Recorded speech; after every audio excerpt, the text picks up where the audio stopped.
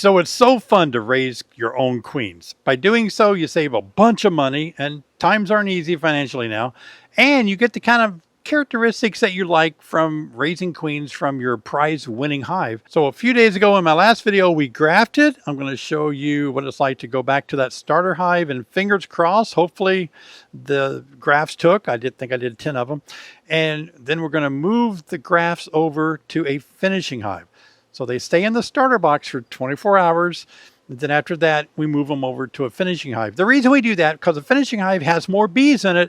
And if you're raising a lot of queens all at once, you could leave them in the starter hive and they probably would draw all 10 out. That's a small number. But if you're raising a lot of queens like I do sometimes, you might have 40 grafts in there. And that little starter box is going to run out of royal jelly to feed them all throughout their whole development cycle. So we move them to a finishing hive where more bees can raise 40 queens. What we have here are the 10 that I grafted, and we're going to see if they took. So these are you can watch the video I made a few days ago. This is a starter hive. It's a queenless starter hive with nurse bees only. I think I showed you how to make that up. And I put my cells in here. I'm wearing all of this. I don't need it, but I'm getting ready to make the finishing hive, and I need my suit for that. So here are my grafts that you witnessed me doing. And we're going to lift it out. And what we want to see, fingers crossed, is bees covering the new grafts. They've been in there a little over 24 hours. Just don't lose any bees if we don't have to. So what we're looking for is when we see the cells, we want to see like a milky royal jelly. You see that? And how they've added. Yeah, milky royal jelly at the top of that cup. That's royal jelly. They've added the wax. Royal jelly. They added wax. Royal jelly. A little bit of royal jelly. Royal jelly. Royal jelly. Good. Look at all the royal jelly there in that one. So these are good grafts. Must be 10 there. And so what we're going to do is move this over to the finishing hive so they can finish them up. So the larvae is still in there floating in royal jelly, but what we have to do, we're going to keep them in here until we're ready. But since I did it in a little 5-frame Nook box, transport box like this, we can actually take this over to the finishing hive, and it'll be there when we get that hive opened up. So let's do that. Over here, cooking in this oven, I have 10 grafts. Now, if these grafts took, I'm going to do an experiment. I'm going to leave them in there and see after they've been in there a little while, how many out of 10 can this box raise? Will they raise all 10? So it's a starter box, but if there's just a small amount of queens, maybe they'll raise them all. So we'll see. That'd be a little experiment. Got the same thing going on here. I haven't decided, but if the grafts didn't take over here, then we'll go and do the experiment in this box here. And the reason I say that is because yesterday when I was getting all these ready, I was working bees and everything, and I had a virgin queen in my hand. I marked her white, and lo and behold, she slipped away and went meow right here, and then she was gone. And I was like, oh no, if she flies in one of these boxes that I'm trying to raise queens in, they might accept the queen and reject all the cells that I'm trying to start. I don't know where she went. So that's one of the things you have to be careful of. Sometimes I will seal off, and after I lost her in the air, I quickly put some Gorilla Tape on these for about an hour or two, because I figured by then the queen probably would go somewhere else, but she may have gone in one of these before I got the tape. But anyway, that'd be a fun thing. So what we're going to do now is make a finishing hive, which is 2 deeps. And it doesn't matter if you have supers on it. You're just going to take your supers off temporarily. You're going to separate the 2 deeps. You're going to take your queen. You have to find the queen. That's all it is to it. You have to put eyes on her. She's got to go in the bottom deep down here. And then you put a queen excluder on to hold her down there. Put your second deep back on. And 1 frame comes out, and your grafts go in place of that frame. That's your finishing hive. Watch your date very carefully on day 13 or 14. You want to go back to your finishing hive and take those cells out. I put them in an incubator. The reason I do that, if I If I grafted a larvae that was a little bit older than I thought she was, a day older, then she'll be the first. She could emerge on my day 13 or 14 and kill all my other cells. So that's why I try to get ahead of that. If I made a graft mistake and got a 1 day older larva, then, you know, I'll prevent that from happening. That's when I warm up my chicken egg incubator, which I've shown you guys a lot. And I will actually, I've got it built up to receive these cells at 92, 93 degrees with a little moisture in there. And that way I have protector cells around them. So when they do emerge, if they do emerge before I get them into my mating nukes, then they're contained. They won't kill the others. You would think that I would have plenty of queen excluders, but I really don't use queen excluders. And I had one I just made in a video. I couldn't find any more, but I made this cloak board for raising queens years ago.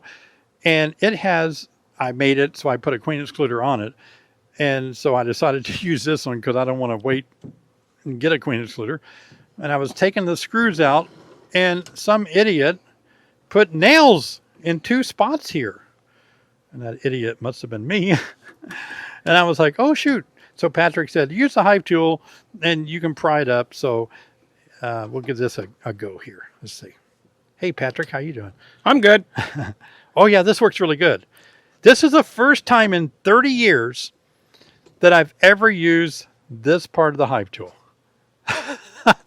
I know what it's for. In the old days, it's for pulling nails.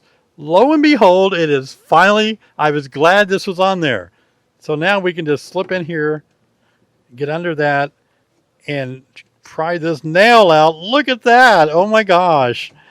Some people are like, oh, I always wonder what that hole is for. I thought it was for hanging my hive tool up. No, it's for pulling nails. See what you have to do sometimes in the bee yard to make something happen, to make a video. Yep. All right, that's going to be tougher. Let's try to do it a different way. Maybe like way over here. All right, now what, Patrick? Put something under it. Oh, yeah. Here, too high? Yeah, too low. Or yeah, too big. Let's try this. There we go. Give us a little more prying action. That's in there tight. Oh, we got it. Once again, 2 heads are better than 1. Our 2 beekeeping heads almost makes 1 good beekeeper. Are you offended? No. Okay. No, I think you're giving me too much credit. Me and Patrick are going to find a good hive we can open up and tear it apart and make a good finishing hive. I want to encourage you guys to please subscribe to my channel. We're really climbing up towards 200,000 subscribers. Appreciate that so much. And if you'd like to see more videos like this, please hit the subscribe button and give me a thumbs up. Let's keep working this hive.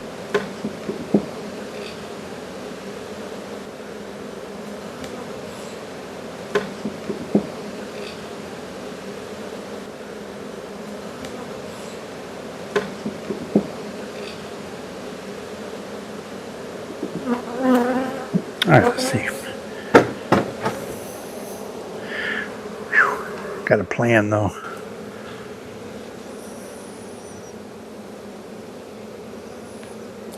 No larvae, no eggs, no queen. Oh, there she is. Got her? Yep, on the bottom. Down on the bottom? Uh-huh. It's not marked, is she? Nope. She's a big one though. So in this case, there's really nothing for us to do. Let's see, I'll get her in the sun maybe. Right on the bottom of that wood. She was almost next to the last frame we lifted up. All right, so all we have to do is put her back in the hive. I'm going to watch her all the way down. Okay.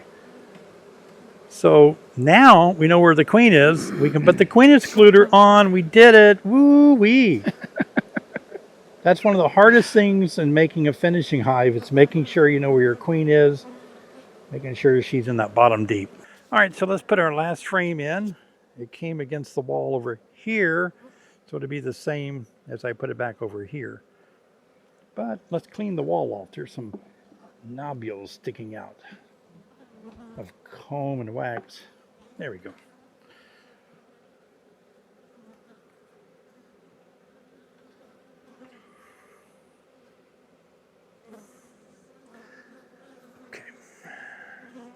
There we go.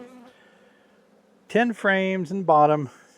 So now that we've confirmed that our queen is in the bottom deep, that's where we want her, we're going to take our queen excluder with these extra rails facing down, if that means anything, I don't know. Me and Patrick have been working bees so long today, we have outlived our smoker, I think. All right, here we go. So this is going to keep the queen away from the top deep where we're going to have our grafts. So now we're going to put the top deep back on and pull a frame out, and I'll show you how you move over your grafts. Deep. And the top. Oh, it's not terribly heavy.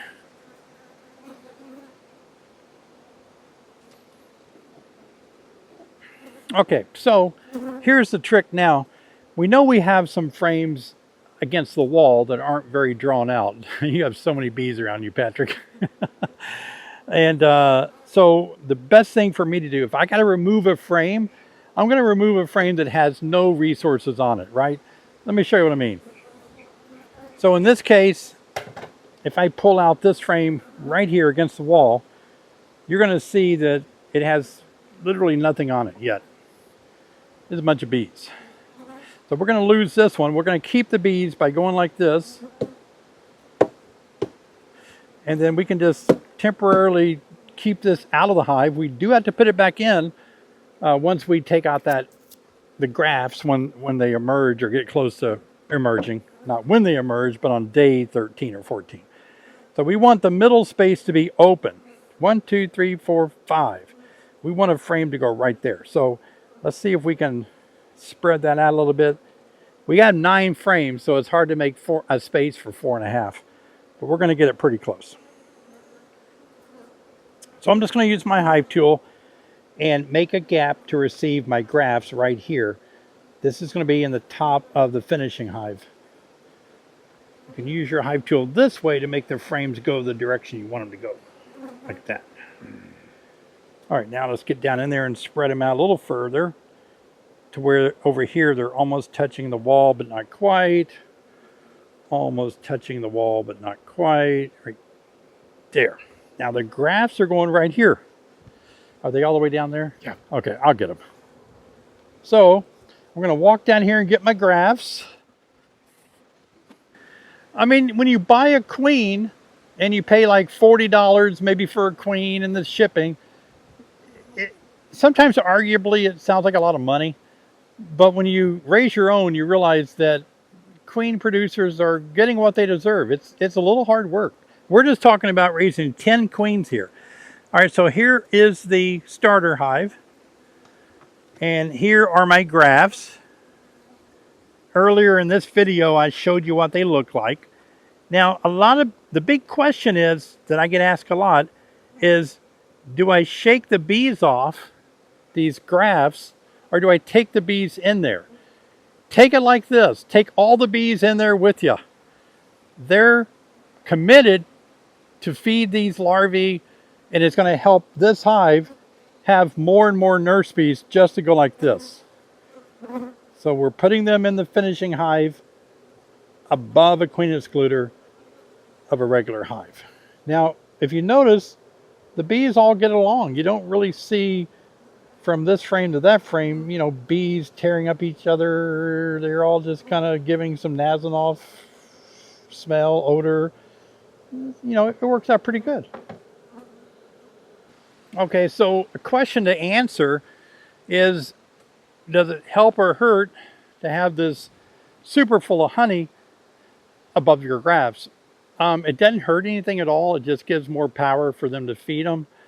But it does hurt the beekeeper's back, because you're going to have to take it off every time you check on your grafts. So sometimes on my hives that I'm raising a lot of queens in, I don't put supers on them. If I have to, I'll feed them, just so I don't have to muscle this on and off all the time. But that may be what you have in this case, so that's what I wanted to show. So we're left with the starter box here, and the question is, what do you do with all these nurse bees? In beekeeping, you have a lot of options. Since we only raised 10 grafts in here, you could raise more. You could graft some more and let these nurse bees, it's 24 hours is all it's going to take. So you could cycle these grafts in and out of this little starter hive. If you're raising a small amount, you could probably keep it this way, let them fly, but keep them this way for another maybe 5 days, 6 days. So and it's 24 hours. So you could bring in about 4 or 5 different sets of grafts. Nurse bees will continue to feed them. Now, so you can see it's ready to be done that way. Now, one of the things, if you don't want to do that, you can leave one of the cells that we just took out. Take it off the bar and punch it in the sidewall, and that will be their future queen. Or you can put the frames back where you got them. You can make a nuke out of this, a resource hive out of this. That's what's so cool about beekeeping. There's so many different options. You don't have to follow a certain rule. Some of you, I just want to say this, okay? Get ready. I don't want to offend you. But many beekeepers feel like they've got to follow what somebody on Facebook said. They got to follow what somebody on YouTube said. They got to follow what this book said. And that's ridiculous. Nobody's the same. Bees aren't the same. Your yard is different than the person you're trying to mimic or something. So you can do what you want to. That's a cool thing about beekeeping. Be yourself. Do what you want to. Set it up the way you want to. If you're just mimicking somebody else, you're never really going to become a very good beekeeper. You're only just playing the part. You're not doing what comes to mind in your head. You're just copying somebody else. And remember, beekeeping rewards effort, not shortcuts. Too many beekeepers are taking shortcuts and failing, not putting in the effort. The queens that are in here are approximately probably close to 4 to 5 days old. So we're going to go with 5 days. And so what we want to do is come back here on when they get to be 13 days old. So that means 8 days from now is when we have to come back to check on them. And that's going to put us up ahead of them emerging.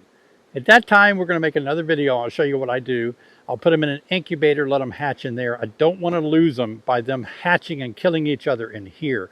So there's a lot of different calendars and wheels that you can buy that has the timing of all your queen rearing operation, what you're supposed to do when. In our book, Raising Quality Queens, Dr. John Zavishlak and I, we actually have a way in the back where you can select your date and it tells you what to do on this day and that day to make sure you don't lose your queen. So it's going to be important for me to come back in about, I would say, 8 days to be on the safe side in case any of these grafts are 5 days old now, and I'll be ahead of the game and get them before they emerge. And then after that, when they do start emerging, we have to have at least 10 mating nooks prepared to put them in so they can go get mated. And then they come back and start laying. I evaluate their laying pattern to make sure they're laying really good. And then I'll be giving them away on a future live stream. You know, it really pains me to give them away. I mean, after Patrick and I worked so hard to raise these 10 little measly queens, and they're going to be great queens, it's painful to give them away. Maybe I'll give away 5. I'll keep 5. I don't need any queens though, so I will give them away. But I love these queens. I love the genetics in them. I think you will too. And so if you want to watch a video where I show you how to prepare a starter hive, how to graft, and kind of get going that way so you can back up and kind of see how it all happens, watch this video right here. I'll see you guys over there.